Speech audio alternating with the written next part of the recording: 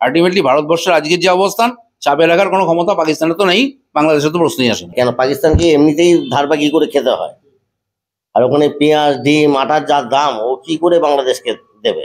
এটা অসম্ভব, এটা অস্ত্রই আছে। সুতরাং এই নিয়ে মাথা ব্যথা করে লাভ নেই। আপনার ভারতবর্ষ এই নিয়ে চিন্তিতও না, তবে বাংলাদেশকে ভালোভাবে একবার সাহায্য করা উচিত, শিক্ষা একবার ভালো করে দেওয়া উচিত।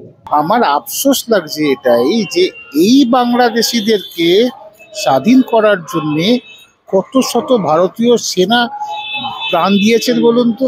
দ্বিতীয় কথা, বাংলাদেশের প্রতি পাকিস্তানের এত দরদ উঠতে উঠছে কেন? নরেন্দ্র মোদীর উচিত এই মুহূর্তে অ্যাটাক করে দাও বাংলাদেশকে। আমরা চাই আরো কিছুটা দেখি, যদি সহনশীলতার বাইরে এই ব্যাপারটা যায় তখন কিন্তু আমরা এর তীব্র প্রতিবাদ করব।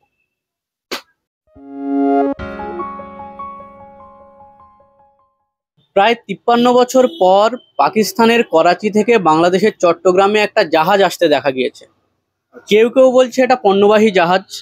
পণ্য আসুক আর যাই আসুক, যে বাংলাদেশের সঙ্গে পাকিস্তানের যে বন্ধুত্ব, এর ফলে কি ভারতের উপরে কোনো চাপ আসতে পারে? ভারত কি একটু চাপে আছে বলে মনে হয়? এই যে পণ্যবাহী জাহাজ এসছে, তার থেকে কোনোভাবে কি কোনো খবর পাওয়া গেছে? কি ধরনের মালপত্র পাওয়া গেছে? এটা অস্ত্রশস্ত্র বা বন্ধুত্বপূর্ণ কোনো খাদ্য সামগ্রী, এ সম্বন্ধে আপনাদের কি কোনো ধারণা আছে?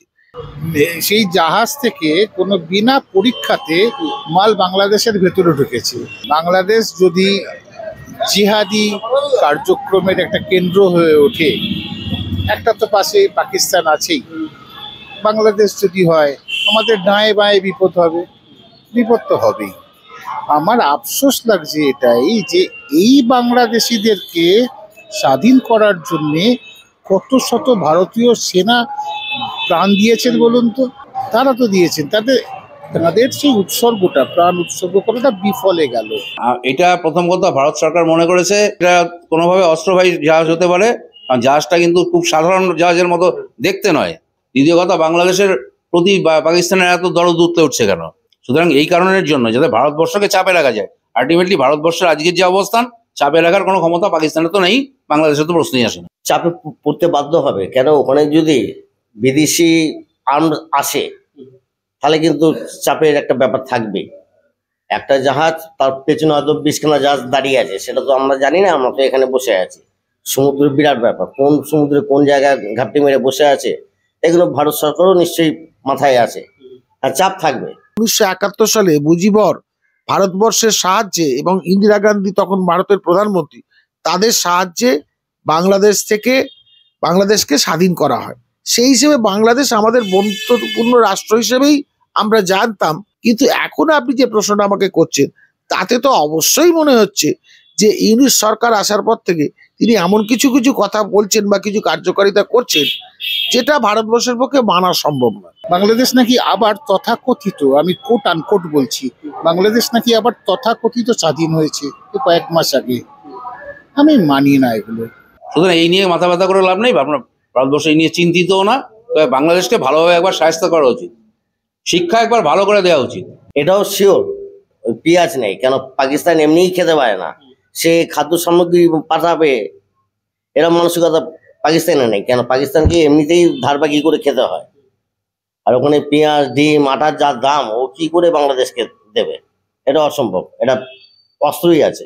বাংলাদেশের প্রাক্তন প্রধানমন্ত্রীর মত অনুযায়ী ইউনিশ সরকার প্রথমে একটা স্মল ফিনান্স ব্যাংক গোছেন বা গরিবদের টাকা দেওয়ার একটা সংস্থা হিসেবে পরিচিত ছিলেন, কিন্তু সেখানে বেশ কিছু দুর্নীতি হয়েছিল বলেই সেই ফিনান্স কর্পোরেশনটাকে বন্ধ করে দেওয়া হয়। তারপর ইনি এদেশে সুবিধা করতে পারেননি এবং ফ্রান্সে সম্ভবত কোনো অধ্যাপনার কাজে উনি ফিরে গেছিলেন। এখন বাংলাদেশের টালমাটাল পরিস্থিতির পরে তিনি ফিরে এসেছেন এবং কাজ করছেন। তবে যথেষ্ট সন্দেহ আছে রাজনীতিবিদ হিসেবে উনি নিরপেক্ষ কতটা। যদি প্রতিযোগিতামূলক একটা ব্যাপার হয় এবং পাকিস্তান আলাদা কিছু সুবিধা দেওয়ার চেষ্টা করে, সেটা ভারতের জন্য উদ্বেগজনক তো বটেই। তবে যেহেতু আমরা একটু বড় রাষ্ট্র, হয়তো ততটা প্রভাব পড়বে না, কিন্তু প্রভাব কিছু কিছু পড়তে অলরেডি শুরু করেছে। এটা কিন্তু সত্যি ভাববার মতো বিষয়। সবকিছু কেন্দ্র ঘাড়ের চাবি দিলে হবে না। বর্ডারটা দিল্লি অনেক দূরে, আর পশ্চিমবঙ্গ আপনার তোমার বাংলাদেশের গায়ে। এই পশ্চিমবঙ্গ, ত্রিপুরা, আসাম কিছু রাজ্য আছে একদম গায়ে। সবাই যদি বলে কোনো কেন্দ্রের ব্যাপার, কেন্দ্র তো দেখছে, কেন্দ্র কিন্তু তার চোখ আছে, সে সব দিকে কি হচ্ছে না হচ্ছে সে সব দেখেছি, কিন্তু আমি কেন্দ্রের ঘাড়ে চাপিয়ে দেবো সেটা আমার মনে হয় ঠিক না। তাহলে আমি কি করে বলতে পারি যে ও কেন্দ্র বুঝবে, ইয়ে বুঝবে? না না, কেন্দ্রকে বলতে হবে। মানে আমরাই যদি বলি, জোর দিই যে আপনার এই মুহূর্তে ব্যাপারটা দেখা দরকার, যেরকম আমি বলছি নরেন্দ্র মোদীর উচিত অ্যাটাক করা, নরেন্দ্র মোদী উচিত এই মুহূর্তে অ্যাটাক করে দাও বাংলাদেশকে।